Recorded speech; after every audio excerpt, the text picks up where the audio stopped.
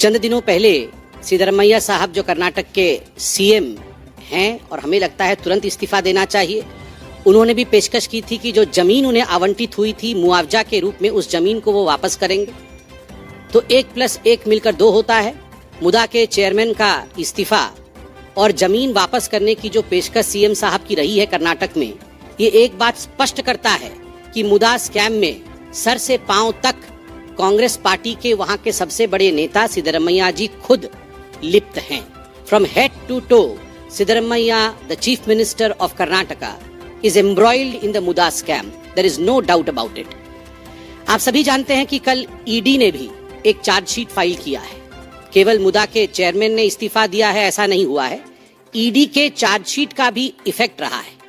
ED के chargesheet में ये दावा किया गया है और सुनकर ही मुझे बड़ा आश्चर्य होता है कि इस प्रकार भी राजनीति होती है कि ये जो कर्नाटक में कर्नाटक महर्षि वाल्मीकि अनुसूचित जनजाति विकास निगम, हमारे अनुसूचित जाति के लोग और अनुसूचित जनजाति के लोगों के लिए SC ST वेलफेयर के लिए जो फंड है कर्नाटक में, that lies under the aegis of Maharishi Valmiki अनुसूचित जनजाति विकास निगम, उसके फंड में किस प्रकार से उसे डाइवर्ट करके आम चुनाव जो अभी 2024 में हुए थे, उस आम चुनाव में बेल्लारी लोकसभा में लगभग 7 लाख से अधिक लोगों को 200 रुपए करके बांटा गया है।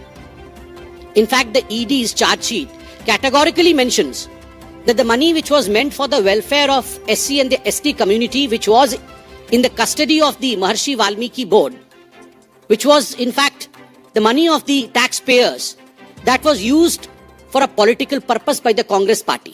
कांग्रेस ने 7 लाख वोटर्स को कांग्रेस को वोट देने के लिए 200 रुपए, किसी को 200, किसी को 300, किसी को 400, इस प्रकार से वहां बांटा है।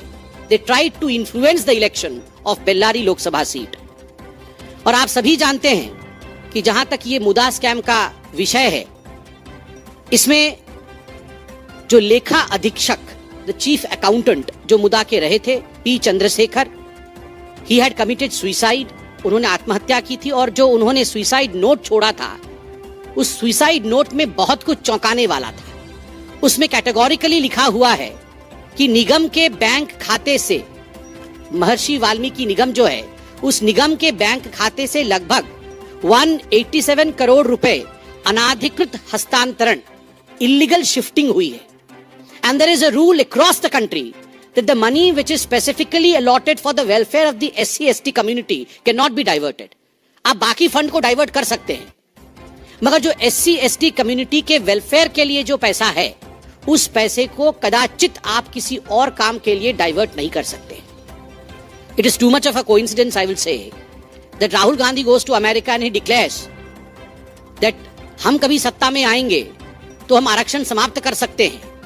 और simultaneously we see that in Karnataka the money which is meant for the welfare of the SC ST community is diverted and is used for purposes to satisfy the political needs of Congress party's leaders.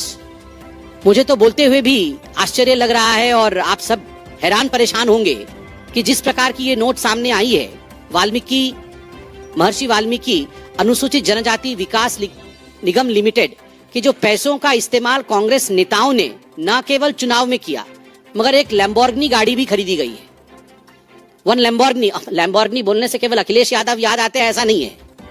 Lamborghini, इन सबके आपस में connection है। ये India alliance वाले, I don't know what they have with Lamborghini, one of the highest brands. Just imagine, SC ST welfare fund से Lamborghini गाड़ी खरीदना। Lamborghini गाड़ी खरीदी गई, फ्लैट बुक किए गए, फ्लैट्स हैव बीन बुक्ड, हवाई टिकट बुक किए गए निजी। ये कोई SC ST वेलफेयर के लिए हवाई टिकट बुक नहीं किया गया है, निजी लोगों के लिए हवाई टिकट बुक किए गए। निजी कर्मचारियों को, मैंने किसी को PS रखा, किसी को PA रखा, निजी कर्मचारियों को सैलरी दी गई है और बिजली के बिल का भुगतान किया गया है, वह भी महर्षि वाल्मीकि निगम फंड जो है उसमें से किया गया है। गाड़ियों पर खर्च किया गया, कोई नेता घूमने आया, राहुल गांधी घूमने आए, राहुल गांधी और उनके परिवार के घूमने के लिए उसमें से पैसा खर्च किया गया।